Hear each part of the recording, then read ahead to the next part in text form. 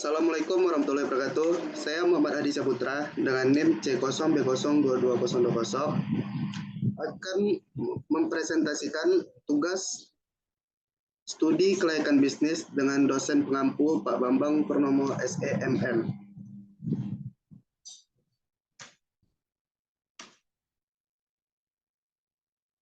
Mengapa analisa dalam studi kelayakan bisnis itu penting?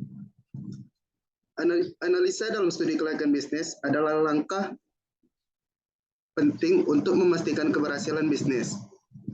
Dalam analisa ini terdapat 4 aspek utama yang harus diperhatikan, yaitu aspek teknis, aspek manajemen dan hukum, aspek ekonomi, dan aspek finansial. Aspek teknis. Yang pertama, itu kesesuaian teknologi. Pastikan teknologi yang digunakan dapat mendukung operasional bisnis secara efektif dan efisien. Yang kedua ada keamanan data. Pastikan ada tingkat keamanan yang memadai untuk melindungi data penting bisnis dan pelanggan. Terus ada aspek manajemen dan hukum. Pertama, struktur organisasi. Tentukan struktur organisasi yang terorganisir dengan baik untuk memastikan kerjasama tim yang efektif. Lalu ada kepatuhan hukum. Pastikan bisnis beroperasi sesuai dengan peraturan hukum yang ada atau berlaku untuk menghindari resiko hukum. Lalu aspek ekonomi. Yang pertama, pasar dan persaingan.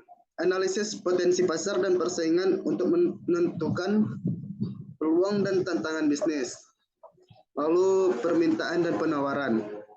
Pastikan adanya permintaan yang cukup serta perencanaan produksi yang tepat. Dan yang terakhir, aspek finansial. Pertama ada capital budgeting,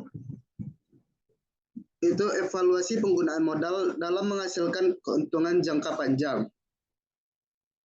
Dan laporan keuangan. Analisis laporan keuangan untuk menilai kesehatan keuangan bisnis dan kemampuan membayar utang. Mungkin hanya segitu presentasi yang dapat saya sampaikan. Maaf atas salah-salah kata saya. Sekian dan terima kasih.